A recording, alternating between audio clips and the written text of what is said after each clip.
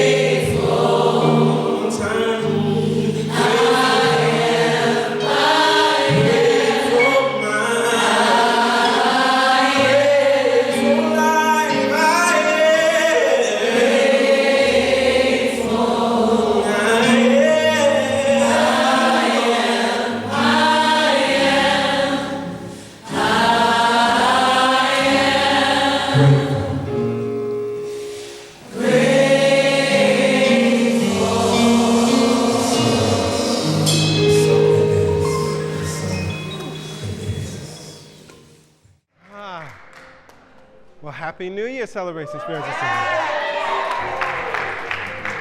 What's up, winners? Well, all month, we've been using the story of A Christmas Carol to guide us, right? And we started at the beginning of the month. We looked at the first visitor that Ebenezer Scrooge receives. It's his former business partner, Jacob Marley. Yes, yes? And Jacob Marley warns him. He tells him that I'm sending some other ghosts your way so that you don't end up the way that I ended up. And we started that week with the topic, what business are you in? And what Jacob Marley says is, mankind was my business. All this time I thought it was about money, I thought it was about the business that we were building, but actually mankind is my business. And what we talked about in that week was that our business then is service. And service is different than helping, and service is different than sacrificing. But what we recognize is that the principle is as we give, we receive. And so we must understand if there's something that you want in 2017, another thing you need to be clear about is what you're willing to give. How are you willing to serve in order to receive that thing in 2017? And so then he's visited by the ghost of Christmas past. And in that week, we came from the topic divine memory, recognizing, using the teaching of Paramhansa Yogananda in Man's Eternal Quest, that actually memory is a divine gift. It's a beautiful thing. It's a superpower even, because we can use our memory to recreate any experience, right? When I hear Jodeci come and talk to me, I'm back in high school. Like right there, right? I'm right there. I'm back in high school, and I feel like I'm a teenager all over again. That's how powerful memory is, right? And so we recognize that we have the power then to take that divine gift we have to beat ourselves up. Or we can use that gift of divine memory to look back and see where we may need to tweak a few things. And so I offered 3 questions as we're reviewing our year. What should I stop doing? What should I keep doing? And what should I start doing? 3 questions to ask ourselves as we're looking and reviewing our year, because there's some awesome things that happened in 2016, things that we've added in our year, and we want to keep doing those things because it was good, right? The results, it worked. It's like, okay, we proved it, it works. There are other things we realize we need to stop doing those things. We don't want to take those into 2017. And then there are other things, as we've added something new in 2016, well, now what new can we start in 2017? What can we add to create more momentum behind that good thing that we've already created? Yes, yes? And then for our holiday service, so this is Christmas, we looked at this ultimate idea of the present. As Scrooge was visited by the present, we find ourselves visited by the present, visited by what's happening in Aleppo, visited by what's happening with our president-elect, visited by what may be happening in our families, visited by what's happening in our community, as there are many who have lost parents and loved ones and partners and spouses just in the last few weeks, those who are struggling to keep their homes. This is all happening in the present. And we talked about how do we hold that in the midst of all of these things, and we looked at the symbol, the Christmas symbol, right? We looked at the symbol of the winter solstice, complete darkness, utter darkness, but it promises that the light will come. And finally, as we're looking to the future, crossing into the new year, Ebenezer Scrooge is visited by the ghost of Christmas yet to come. And he's scared at this point, y'all.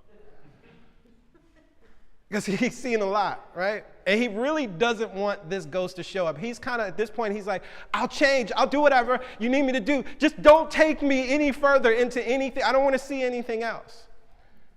And he's a bit confused because the ghost of Christmas yet to come takes him on a journey, and he's hearing about all of these people talking about some man who seemed very mean, a man that people didn't like, who died lonely.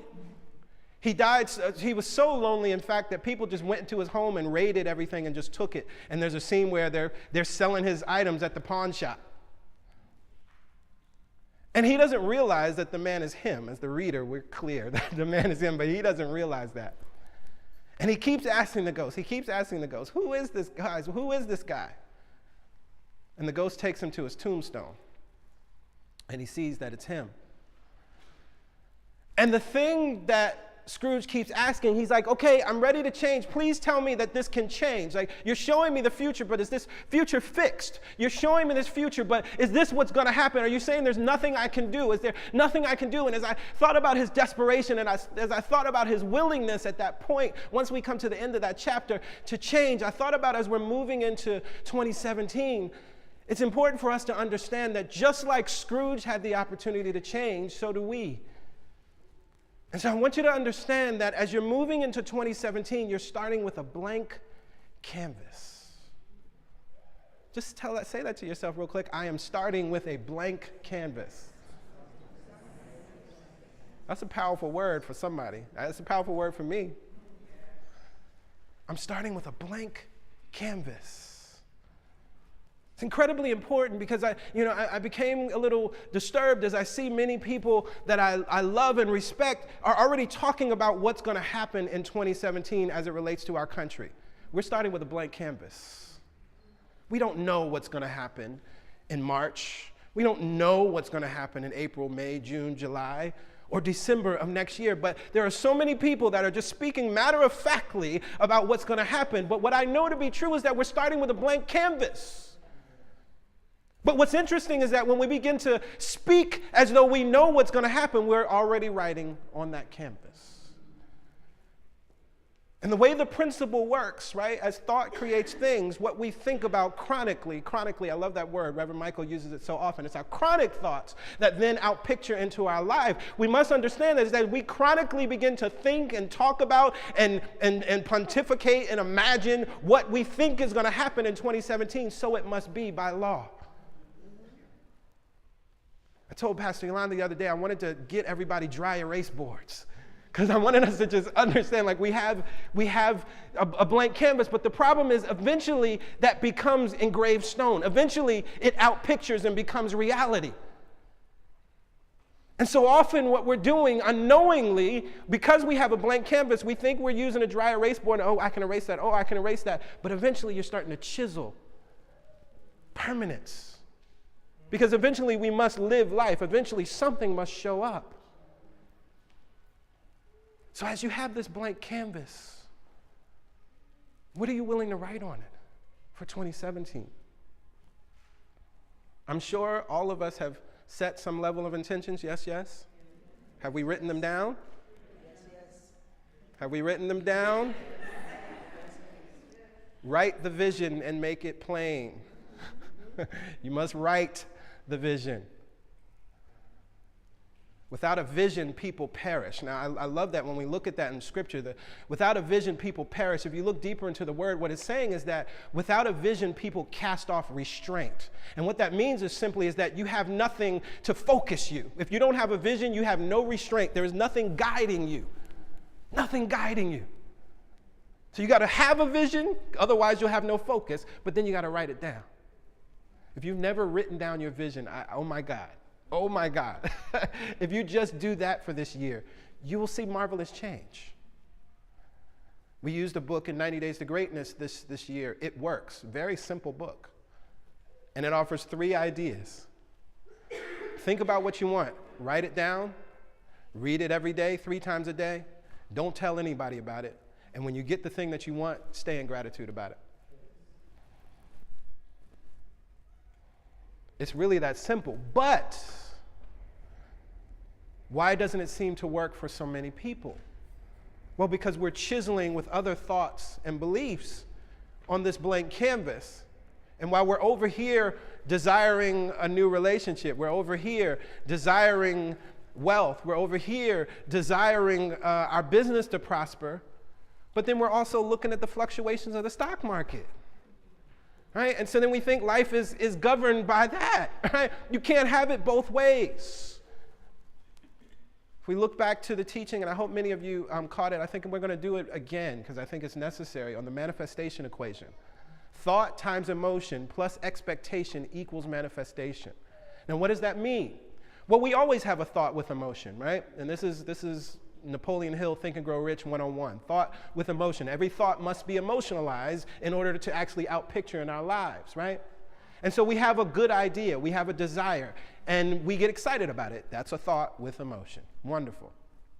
But it's the second part, thought times emotion plus our expectation. And what that expectation is, that E, we got to open it up. And it's actually what we're desiring or what we're believing. And normally what we're desiring, that's never an issue. Everybody wants money, right? Doesn't seem anything anything weird about that. Everybody wants to be loved or in a loving relationship or in a harmonious relationship or working in a career that they absolutely love or having a business that they feel is doing something wonderful in the world. Well, everybody has those desires, and those are good. But then what are we believing? I want to be an entrepreneur, but I believe that African Americans don't get a fair shake in this country. Well, See? The thought with emotion is good, the desire is good, but your belief is knocking it out every time. We start with a blank canvas, but then we start to plug things into that equation. You want a new man in your life, but then you get with your girlfriends and talk about how there aren't enough good men on the planet. You can't have it both ways. The desire is good, but you have that belief going on there, right? Or if you're like me, Pastor Yolanda and I, we talked about this when we did the message series, Write Your Own Love Song. What happened for us? We met each other. It was awesome. But we looked at each other and silently said, something bad about to happen. When is the drama going to start? This is too good to be true. What do you think we created, y'all? Drama. We proved our thoughts and we broke up. Right? Thank God we got back together. We wouldn't be here right now. Right? But I can talk about it because I know about it, because I've lived both sides of the equation. I've lived it when I plugged it all in and it worked perfectly, but it's actually the bigger lesson, and the reason why I know this principle works is because I can look at it when it didn't work in my favor, but I see what I was thinking and what I was believing, what I was writing on that canvas. So I want to leave you with this. One other question that we want to look at, as we talked earlier about this idea of what should I start doing, what should I stop doing, what should I keep doing. I think another thing that's very important for us as we're moving into 2017, it's just so clear to me right now, that in 2017, we got to focus on what we're for versus what we're against. Right? Because there's a lot of polarization going on right now. There's a lot of choosing sides, right? And it's very easy, even with good intentions, to say, I'm against this thing with a good intention. But what we have to be so clear about in 2017 is what we're for. And only talk about that. Only celebrate that. Only think about that. You know, for our LGBT family, there's this, huge thing that's coming up now with a certain gospel artist. If you haven't heard about it, but she was preaching some things recently that was old school, some things that I heard when I grew up, essentially a holiness or hell type message, right? And it's very easy to just go into a thing and say, well, I'm against preachers who preach this way, and God is love and you should be loving. I'm not doing that. What am I for? Well, Pastor Yolanda and I demonstrate what we're for. We've created a spiritual center that is a home for everybody, right? We've created a spiritual center that affirms everybody, that calls you holy, that knows as God knows that you are loved, period. All of us, period. That actually knows that there is no hell, it's an idea. That's why they're trying to send people to hell, to some fictionalized, creepy place that doesn't exist, right? Now, if you don't believe me, you can go back to our message from last year, Superstition Ain't the Way. We talked about that, right? We talked about that. The devil is just a character in a story. That's all. That's all, right? And so it would be very easy to push against that type of preaching. It would be very easy to push against what those people are doing. Or we could just decide and demonstrate what we're for. Just be light. Just be love. That's easier. As I'm seeing, there's many things that are coming up related to the inauguration, right? And there's some resistance, and there's some, this is what I'm for. Look for that. Look for where there are people that want to celebrate and be about love and just demonstrate that there's a whole lot of love in this planet. Yes, I know there's a narrative about separation. Yes, I know there's a narrative about red and blue, but there's actually a lot of love. There's actually a lot of community. There's actually a lot of unity. There's actually a lot of people that don't look the same but still love each other. There's actually a lot of people from different religions and faiths and backgrounds and cultural expressions, and they're hanging out. That's also true. That's my reality. I see it every day. Right? So in 2017, we got to decide what we're for and then just be about that. And just ignore all that other stuff. Now, we understand the principle, again, about frequency.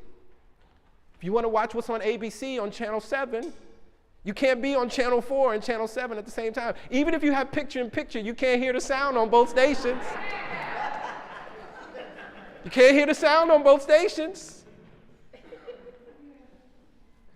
So we recognize that we have to choose to tune on one station or the other.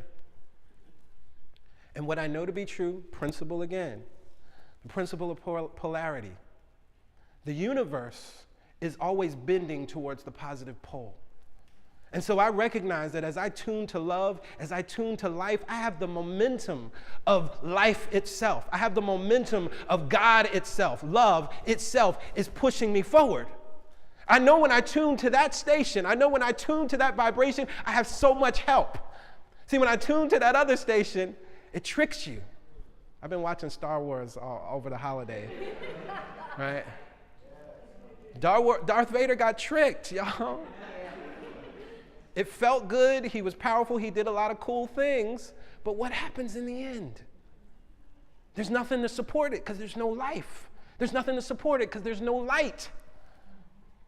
But when you turn to light, when you turn to life, when you stay totally on what you're for, and just ignore the other stuff, you're supported by the entire universe. This is why Paulo Coelho wrote that the universe conspires to help you fulfill your dream. This is what he was talking about. But it has to be a dream that's life-giving. It has to be a dream that's about service, not sacrifice, service, not helping. It has to be a dream. It has to be something that's about being, as Reverend Michael would say, a beneficial presence on planet Earth. Because then everything lines up with it. The universe always supports that. If you want to plant a tree, the earth is not arguing with you because it supports the earth. You want to plant a flower, the earth doesn't argue with you because it supports that. So with that, I invite everybody to stand.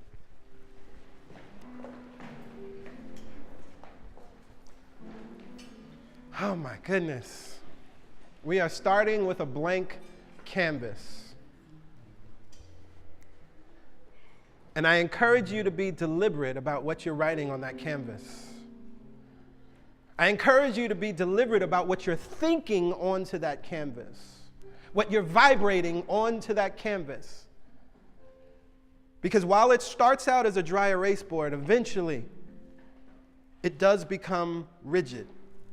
Eventually it hardens into whatever your lived reality is. It can always change, but for a moment you have to experience the result of your thoughts.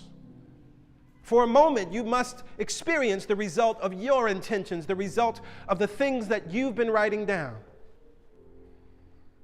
And so, Mother, Father, God, I stand here now with these powerful creators.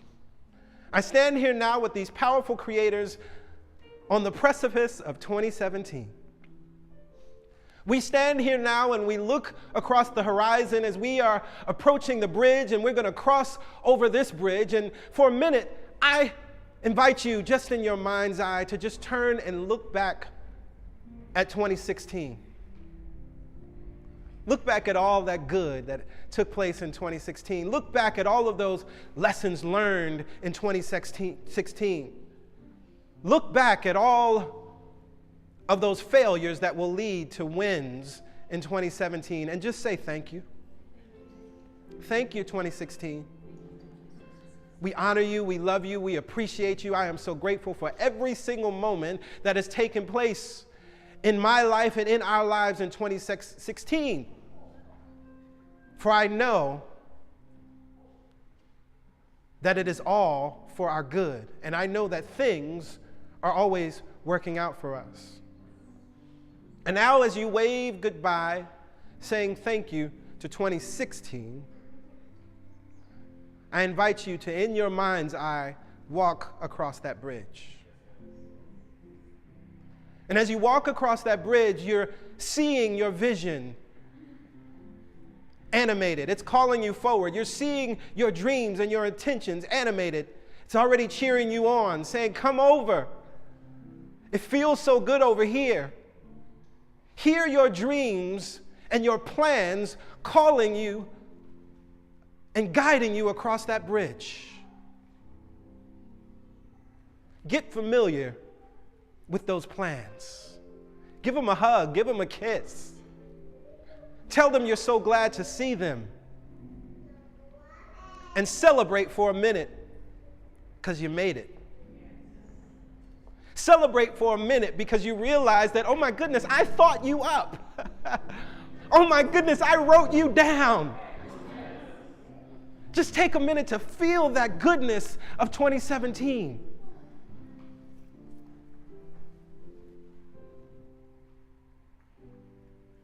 And as we feel the vibration of visions and dreams and goals and intentions fulfilled, I speak this word over your lives. I know that there is no thing that can overcome you. For I know that greater is the God within you than in anything that is outside of you in this world. As I know you will walk through the years, the year, the weeks, the days, the months, and sometimes you may not be able to see clearly, I call you to bring your mind back to this moment. I call you to bring your mind back to this moment when you talked to your dreams, this moment when you hugged your dreams and your visions, this moment when you saw them as a complete and clear reality. Because there may be days that feel tough in 2017. There may be times that don't feel so clear in 2017. But as we have already declared and decreed here in this space, you win. That's how the story ends.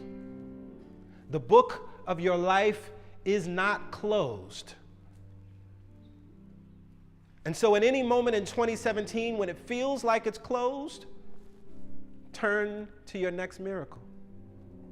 When it feels like it's closed, remind yourself that rejection is redirection. When it feels like it's closed, remind yourself that nature abhors a vacuum. So if something has been removed, something must be put in its place.